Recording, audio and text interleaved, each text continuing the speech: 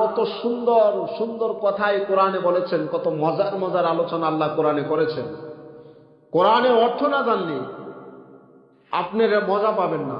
কোরআন তেলাওয়াত করলে তো সব পাবেন, ঠিক আছে, কিন্তু কোরআনের অর্থ বুঝতে আরো বেশি মজা পাবেন।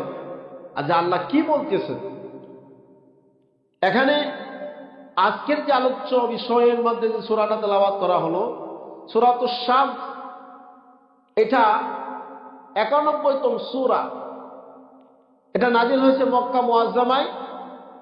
আয়াত হলো 15, রুকু হলো 1। নামকরণ করা হয়েছে এটা সূরাতুশ শামস থেকে। শামস শব্দের অর্থ হলো সূর্য। শামসুন শব্দের অর্থ কি? সূর্য। তা আল্লাহ তাআলা এখানে এই সূরার ভিতরে প্রায় 7টি বিষয়ের কসম খেয়েছেন, শপথ খেয়েছেন।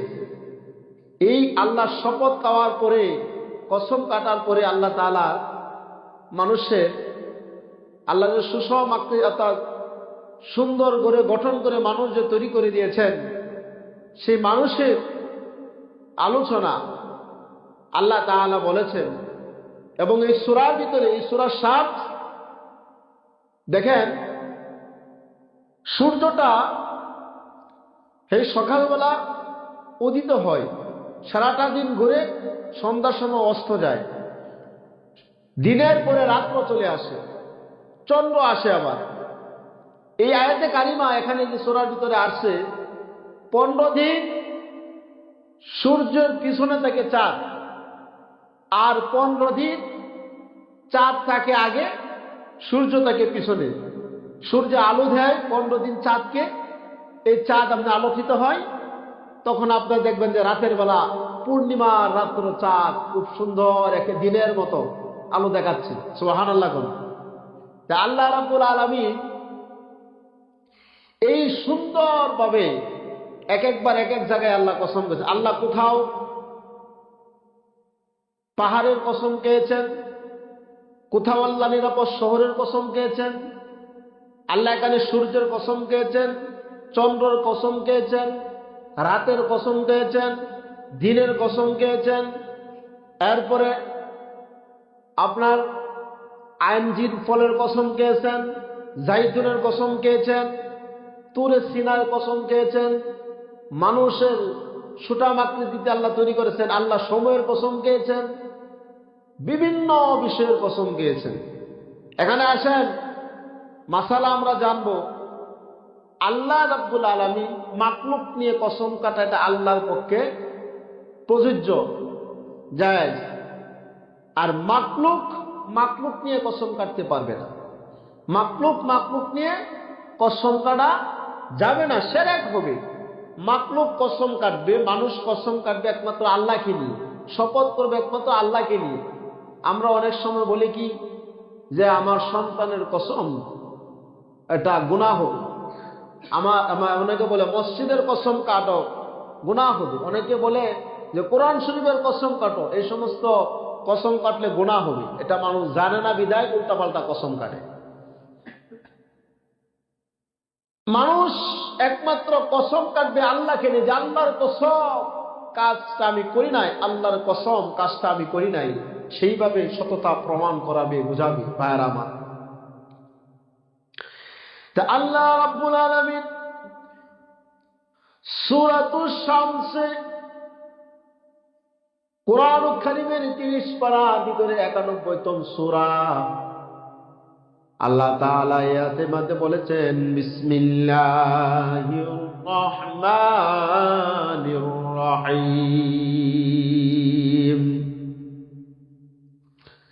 ওয়াশ-শামসি ওয়া দুহাহা ওয়াল কমারি ইযা তালাহা ওয়ান নাহারি ইযা জাল্লাহা ওয়াল লাইলি ইযা ইয়াগশাহা ওয়াস সামাই ওয়া মা বানাহা ওয়াল আরদি ওয়া মা তুহাহা ওয়া নাফসিন ওয়া মা সাওয়াহা فألهمها فجورها وتقواها قد أفلح من زكاها وقد خاب من دساها।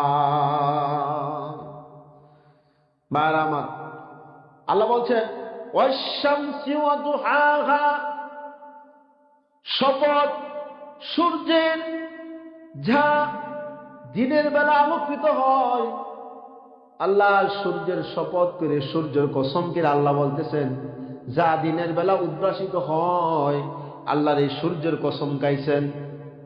দিনের বেলা সূর্যটা সুস্পষ্টভাবে আলো দিচ্ছে না, এই দেখেন সূর্যে আলো দিচ্ছে, এটা আল্লাহ তাআলা এটার কসম গাইলেন। ওয়াল কমারি ইযা তালাহা, আল্লাহ তাআলা চন্দ্রের কসম গাইলেন, সূর্যের পরে যে আবার চন্দ্র চলে আসে, রাত আল্লাহ তাআলা সেই চন্দ্রটা আলোক ভর্তি হয় রাতের বেলায়, সেটার আল্লাহ তাআলা কসম খেয়েছেন। এই দুইটা আয়াতের তাফসীর কি বলেছেন? তাফসীর ইবনে কাসিরে উল্লেখ আছে যে চন্দ্র 15 দিন পিছনে থাকে আর 15 দিন আগে থাকে। সূর্যটা চন্দ্রকে আলো দেয়, 15 দিন সূর্যটাকে আলো দেয়, সূর্য চন্দ্রটাকে আলো দেয়। ভাইরা আমার, দিনের পরে এইভাবে দিনের পরে রাত চলে আসে। এইভাবে প্রথম 15 দিন চন্দ্র পিছনে থাকে, পরের 15 দিন চন্দ্র আগে থাকে, সূর্য পিছনে থাকে। এই জন্য দেখবেন এটা কদরের রাত্রের মধ্যবর্তী রাত্রের সময়টাকে আল্লাহ তাআলা এরকম বলে দিয়েছেন। অথবা শাবানের 14 তারিখ দিবাগত হওয়া রাত্রে যে পূর্ণিমার চাঁদের মতো যে আলো হয়, আল্লাহ তাআলা সেই রাতের কসমকে বলতেছেন। কি বলছেন দেখেন, পরবর্তী আয়াতে বললেন ওয়ান নাহারি ইযা জাল্লাহা, আল্লাহ তাআলা নাহার দিনের কসম খেয়েছেন, যেই দিনে আল্লাহ রাব্বুল আলামিন উদ্ভাসিত করেছেন, আলো দিয়েছেন, কিরণ দিয়েছেন, সেই দিনের আল্লাহ কসম গাইলেন, শপথ করলেন। ওয়াল্লাইলি ইযা ইয়াগশাহা, আল্লাহ তাআলা রাতের কসম খেয়েছেন যে রাতে আচ্ছাদিত হয়। ভাইরা আমার, এখানে যেটা আয়াতের তাফসীর একটু আলোচনা করি। দিনকে আল্লাহ তাআলা সৃষ্টি করেছেন কি জন্য? সারাদিন মানুষ দিনের বেলা কাজ কাম করবে, দুনিয়াতে বিভিন্ন কাজ করবে। যারা ব্যবসা করবে, ব্যবসা, চাকরি, কৃষিকাজ, ওই কাজগুলো মানুষ দিনের বেলা করবে, ইবাদত করবে। আর রাতের বেলা আল্লাহ তাআলা রাতটাকে তৈরি করেছেন, সৃষ্টি করেছেন, মানুষ রাতের বেলা নিদ্রায় যাবে। রাতটাকে দুইটা ভাগে ভাগ করা হয়। একদল মানুষ রাতের বেলা দাঁড়ায় আল্লাহর 3 ভাগে বিভক্ত হয়ে যায়। একদল মানুষ রাতে ঘুমায়, জম্মের ঘুম ঘুমায়, একেবারে এমন ঘুম ঘুমায়, সন্ধ্যার পরে ঘুমাইলে ফজরের নামাজের আর খবর নাই, একেবারে একবার 7টার সময় আছে না নাই? কিন্তু আল্লাহ তাআলা কি রাতটাকে শুধু খালি ঘুমের জন্য দিয়েছে? আল্লাহ তাআলা রাতকে শুধু ঘুমের জন্য যেতে দেন নাই, রাতের মাঝে তো আরো কিছু আছে। আরেক দল মানুষ দেখবেন আপনার রাতের শেষ রাতে উঠে ইবাদত করে, আল্লাহকে ডাকে, তাহাজ্জুদ করে, কান্নাকাটি করে, জায়নামাজে দাঁড়িয়ে যায়। ওই মানুষগুলো যারা জায়নামাজে দাঁড়িয়ে আল্লাহকে ডাকে, আল্লাহর কাছের বান্দা হয়ে যায় তারা, সুবহানাল্লাহ বলেন। ওই বান্দারা আল্লাহর কাছে যা প্রার্থনা করে আল্লাহ তাই তাদের প্রার্থনা কবুল করবেন। এবং আল্লাহ তাআলা প্রতিদিন রাত্রে দুনিয়ার প্রথম আসমানে আগমন করিয়া বান্দাকে ডাকতে থাকে, ও আমার বান্দারা ওঠো, কার কি প্রয়োজন আমার নিকট চাও, কার সম্পদের প্রয়োজন আমার নিকট চাও, কার অসুস্থতা আসো, সুস্থতার প্রয়োজন আমার নিকট চাও, কে অভাবগ্রস্ত আসো আমার নিকট চাও, কে পেরেশানিতে আসো রাতের গভীর রজনীতে আমার নিকট চাও, আমি তোমার সেই পেরেশানি দূর করে দিব, আমি তোমার অভাব দূর করে দিব, আমি তোমার অসুস্থতাকে সুস্থতা দান করে দিব, আমি তোমার ধন সম্পদের ব্যবস্থা করে দিব। সুবহানাল্লাহ।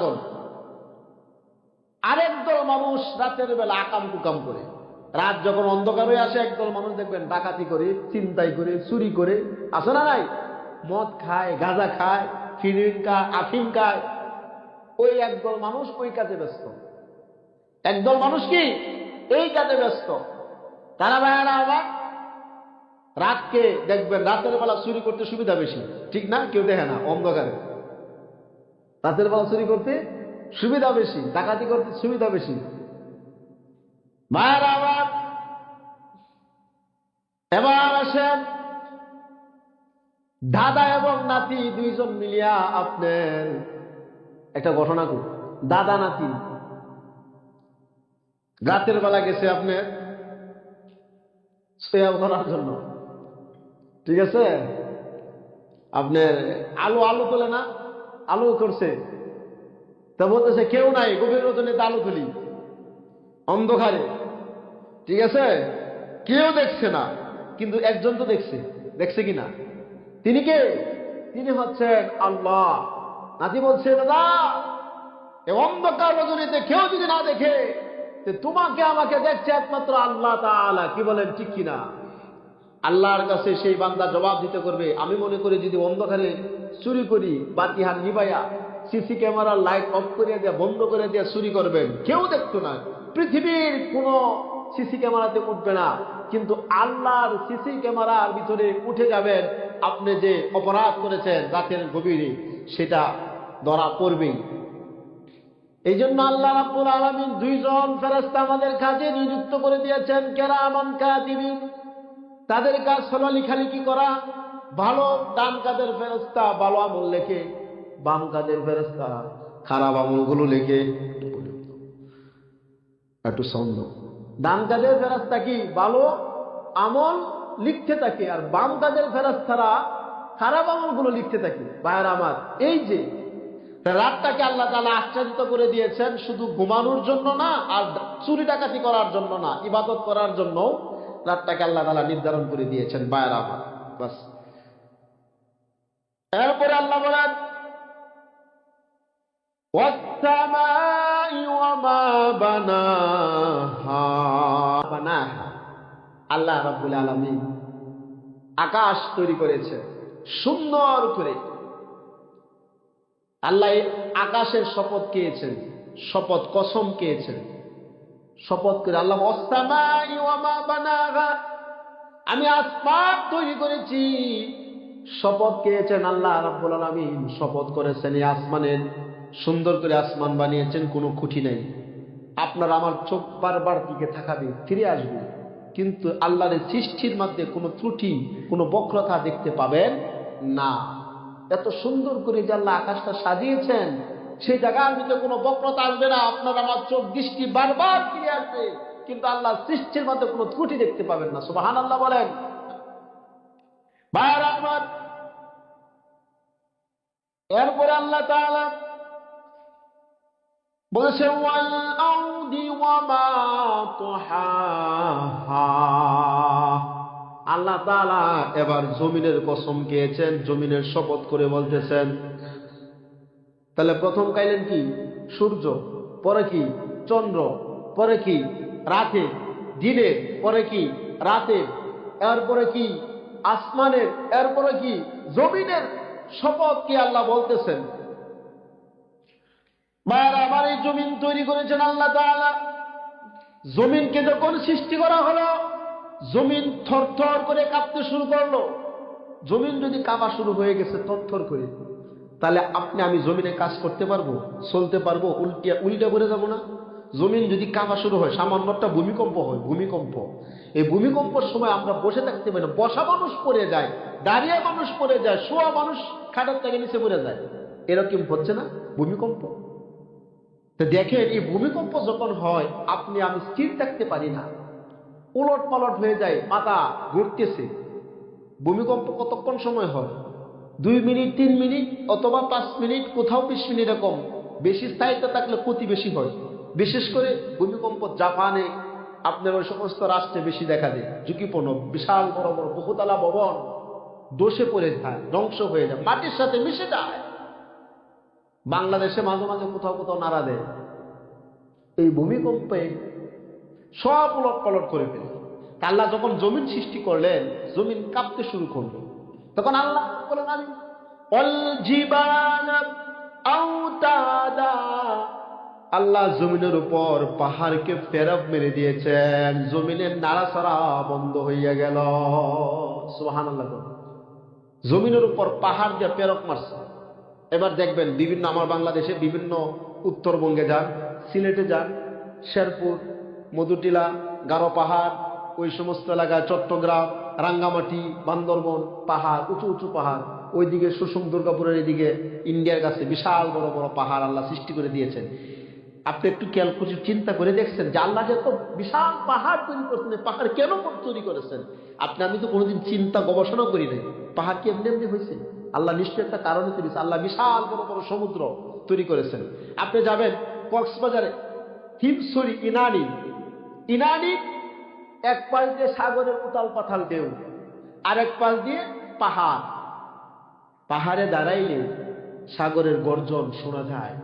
সেখান থেকে চিন্তা করলে বোঝা যায় যে আল্লাহ বিশাল এই মহিমা। এই ভূমিকম্পের মাধ্যমে কিন্তু আবার এই সাগর তৈরি করা হয়েছে। আল্লাহ তাআলা সাগর তৈরি করছেন। দেখছেন এই সাগরের মধ্যে কত ধরনের প্রজাতির প্রাণী সেখানে বসবাস করতেছে। সাগরের নিচে গুপ্তধন আছে। বিজ্ঞানীরা সেখানে গবেষণা করতে গিয়া অনেক মণিমুক্তা, হীরা, জহরা এই সমস্ত সাগরের তলদেশ থেকে কুড়ে কুড়ে নিচ্ছে। নাসা বিজ্ঞানীরা অনেক কিছু গবেষণা করতেছে আপনার আকাশের দিকে, যে আল্লাহ তাআলার সৃষ্টি, এই মহত্ব, আল্লাহ যে সৃষ্টি করছেন সমস্ত কিছু মানুষের উপকারার্থে, মানুষের কল্যাণের জন্য। সুবহানাল্লাহ বলেন। এই পাহাড় মাঝে মাঝে একটু ভ্রমণ করবেন, মাঝে মাঝে আল্লাহ পৃথিবীটা একটু ঘুরে দেখবেন, তাই আপনার বিবেককে নাড়া দিবে, আপনি উপলব্ধি হবে যে আল্লাহ কত সুন্দর তোমার সৃষ্টি, মহিমা তৈরি করেছ। ভ্রমণ করা কোন তৈরি সুন্নত, সফর করা কি সুন্নত। আল্লাহ বলছেন জমিনে ভ্রমণ করো, দেখো মিথ্যাবাদীদের কি পরিণত হয়েছিল। জমিনে ভ্রমণ করা এবং মাঝে মাঝে বিভিন্ন নিদর্শনমূলক অবলোকন করা, দেখা এই আল্লাহর সৃষ্টি নিয়ে যদি একটু গবেষণা করেন, একটু গবেষণা করেন, সারা দ্বারা যে নফল নামাজ পড়লে যে সব হবে, আল্লাহ তাআলা সেই সব আপনার আমল নামায় লিখে দিবেন। সুবহানাল্লাহ। শুধু তাই না, 1 ঘন্টা যদি ফিকির করেন, 1000 বছর নফল নামাজ পড়লে যে সব হবে, আল্লাহ তাআলা আপনার আমল নামায় সেই সব লিখে দিবেন। সুবহানাল্লাহ। এই জন্য আল্লাহর সৃষ্টিকে নিয়ে চিন্তা করা যে আল্লাহ এত সুন্দর পাহাড়, দেখবেন বিশাল বড় বড় পাহাড়, এই পাহাড়কে জমিনের উপর ফেরত মেরে দিয়েছেন যাতে জমি নাড়াচড়া না করে। যদি নামাজটা নাড়াচড়া করতো তাহলে আমরা জমিনে কাজ করতে পারতাম না। সুন্দর এই যে পেঁয়াজ, রসুন, আপনার ধান, সরিষা, বিভিন্ন শস্য, এগুলো চাষাবাদ করতে পারতাম না। হাল চাষ করতে গেলে উল্টে পড়তেন কিনা? আল্লাহ জমিনকে তথ্য করে যখন কাঁপল, অল জিবালা আওতাদা, আল্লাহ তাআলা জমিনের উপর পাহাড় দ্বারা ফেরত মেরে দিয়েছেন। সুবহানাল্লাহ বলেন। মায়েরা আমার, এরপরে আল্লাহ তাআলা বলতেছেন ওয়ানাফসি ওয়া মা সাওয়াহা। আল্লাহ তাআলা এখানে 7টা বিষয় শপথ করে, কসম করে বলতেছেন, আমি মানুষ সৃষ্টি করলাম সুঠাম দেহের অধিকারী করে। আল্লাহ তাআলা মানুষকে বানাইছেন সুঠাম দেহের করে, সুন্দর আকৃতিতে আল্লাহ মানুষ তৈরি করেছেন। সূরা 3-এর ভিতরে আছে না? হ্যাঁ, লাকাদ খালাকনাল ইনসানা ফি আহসানি তাকওয়িম, অবশ্যই মানুষকে আমি সুন্দর সুঠাম আকৃতিতে তৈরি করেছি। এখানে আল্লাহ বলতেছেন ফাআলহামাহা ফুজুরাহা ওয়া তাকওয়াহা। আল্লাহ রাব্বুল আলামিন ভালো এবং মন্দ, সৎ এবং অসৎ, 2টা জিনিস মানুষের ভিতরে ফিট করে দিয়েছেন। জ্ঞান বুদ্ধির এটা প্রকাশ করে দিয়েছেন। ভালো করলে কি হবে, মন্দ করলে কি হবে, এটা আল্লাহ তাআলা কি করে দিয়েছেন, প্রকাশ করে দিয়েছেন। এখন আসেন এই তাফসীরের আলোচনায় আসছে যে মানুষ সব আল্লাহ তাআলা নির্ধারণ করে দিয়েছেন, কিন্তু ভাগ্যের সবকিছু তো ভাগ্যের ফলাফল হয়। কিন্তু এখানে ভাইয়ের আমার, যার যার আমলের পরিপ্রেক্ষিতে আপনি আমাকে সুন্দর বিবেক বুদ্ধি দিয়ে দিয়েছেন। এটা যদি ভালো কাজ করেন তাহলে ভালো একটা প্রতিদান পাবেন, খারাপ রাস্তায় কাজ করলে খারাপ প্রতিদান পাবেন। হাদিসে আমি 2 দিন আগে দেখলাম, পড়লাম যে মানুষ আত্মহত্যা করে না, যারা আত্মহত্যা করে, বিষ খায়, এরপরে গলায় রশি দেয়, নিজে গাড়ির তলে পড়ে মরে, ওদের জন্য জাহান্নাম অবধারিত। নাউজুবিল্লাহ।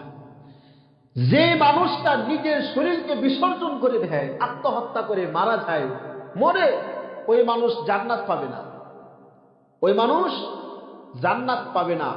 হাদিসে আছে যে মানুষ বিষ খেয়ে মারা যায়, কাল কিয়ামতের মাঠে, হাসরের মাঠে বিষের বোতল হাতে নিয়ে আসে দাঁড়াবে, আর এই বিষের বোতল দাঁড়ানো নিয়ে দাঁড়াবে এবং সে জাহান্নামে অবধারিত হবে, জাহান্নামে চলে যাবে।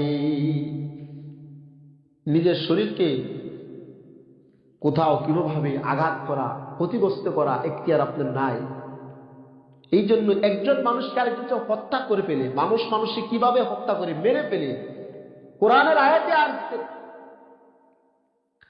4টা শাস্তি তার উপর অবতীত হয়। কয়টা শাস্তি?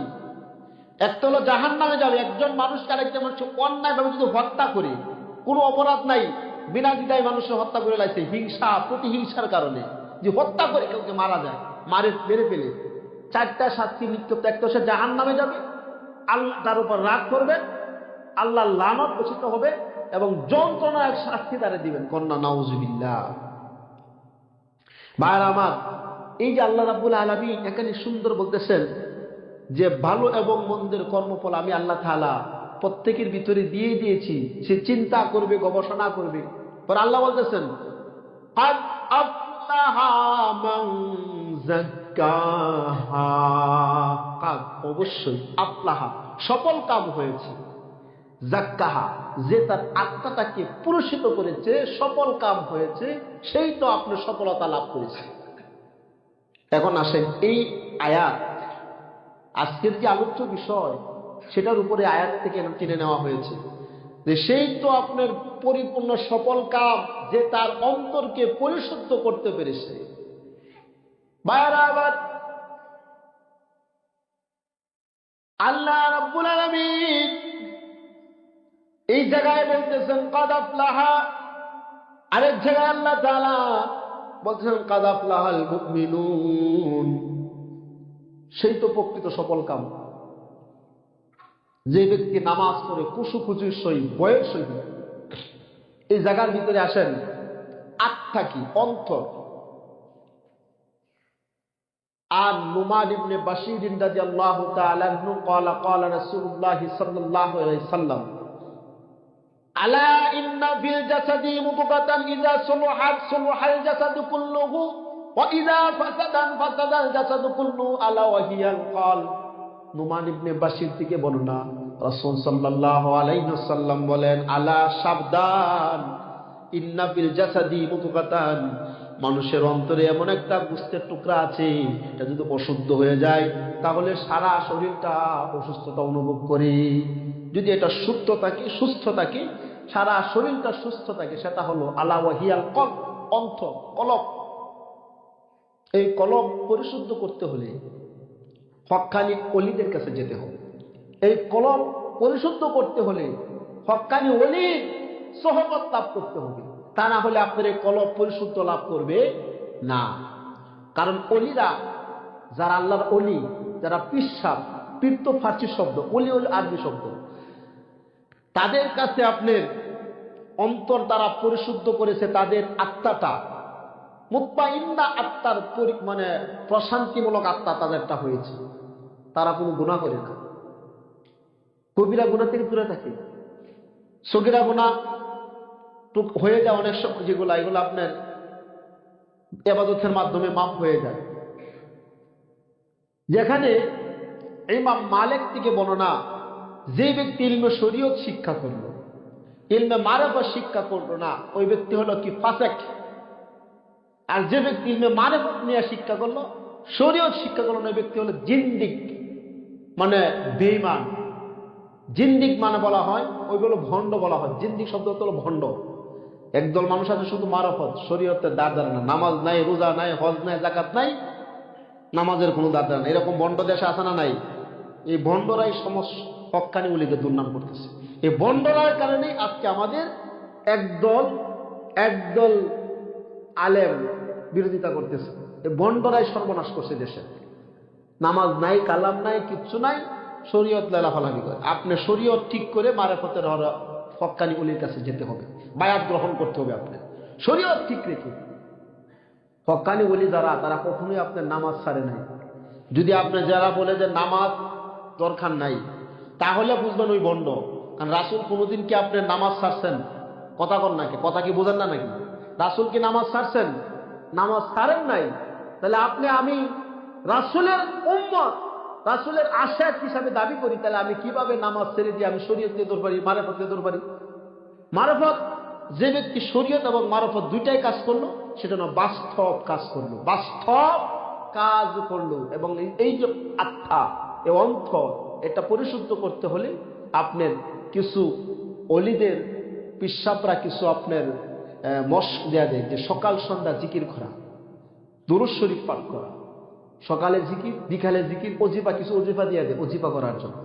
এটা বলে না যে তুমি তোমার অন্যের, তোমার বাবার মাথায় বাড়ি মারো বা কারো সম্পদ আত্মসাৎ করে খাও, এটা কখনো বলে নাই। আমাদের সমাজ পরিবর্তন করতে হলে আমরা নিজের আগে সংশোধন হতে হবে। নিজেরা যদি সংশোধন না হন, তাহলে সমাজ কখনো পরিশুদ্ধ করতে পারবে না, সমাজের মধ্যে ভেজাল থাকবেই। প্রত্যেকে ইসলাম নিজেকে সংশোধন করতে হবে ভাইয়ের আমার। তাহলে আপনার এখন আসেন,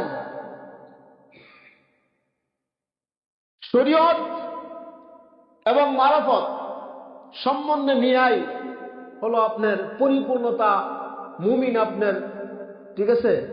যেমন শাহজালাল ইয়ামিনী রহমতুল্লাহ আলাই, কানজাহালি রহমতুল্লাহ আলাই, বাইজিদ বুস্তামি রহমতুল্লাহ আলাই, গরিবে নওয়াজ খাজা মুইনুদ্দিন চিশতি আজমির রহমতুল্লাহ আলাই, এরপর আমাদের পীরে পিরানি বড় পীর, হ্যাঁ, আব্দুল কাদের জিলানী রহমতুল্লাহ আলাই, ওনার জীবনী পড়ছি, পড়ে দেখলাম আল্লাহর ওলি হওয়া এত সহজ নয়, কত কঠিন ভাবে আল্লাহর ওলি ইনি হয়েছেন। ওনার মা 40টি স্বর্ণ মুদ্রা দিরহাম যে দিয়েছিলেন বাগদাদে যাওয়ার জন্য, 40টি দিনার বেশি দিন যায় না, শেষ হয়ে গেছিল।